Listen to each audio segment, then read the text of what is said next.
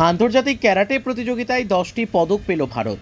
আন্তর্জাতিক ক্যারাটে প্রতিযোগিতায় 10টি পদক পেল ভারত। তার মধ্যে সোনা 1টি, রূপো 6টি ও ব্রোঞ্জ 3টি।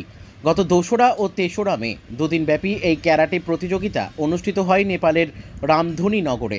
ভারত, ভুটান ও নেপাল সম্মিলিতভাবে এই চতুর্থটি এস রাই কাপ ইন্টারন্যাশনাল ক্যারাটে প্রতিযোগিতার আয়োজন করে। 3টি দেশের 2 শতাধিক প্রতিযোগী এই ক্যারাটে প্রতিযোগিতায় অংশ নেয়।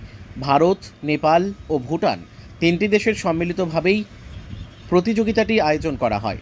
ভারতের হয়ে জলপাইগুড়ি জেলার চিলারায় ওয়ারিয়ার্স নামক ডুয়ার্স স্পোর্টস অ্যান্ড ক্যারাটে একাডেমির 7 প্রতিনিধির একটি দল প্রতিনিধিত্ব করেন। তাদের মধ্যে গোবিন্দ রায় 1টি সোনা ও 1টি রূপো, সুদীপা রায় 2টি রূপো, এমডি আজান 2টি ব্রোঞ্জ এবং দেবজিৎ রায়, শুভজিৎ রায়, অবিনাশ খড়িয়া ও মৈনাক্কর 1টি করে ব্রোঞ্জ পদক জয়লাভ করেছেন। ব্যুরো রিপোর্ট, আমাদের টিভি।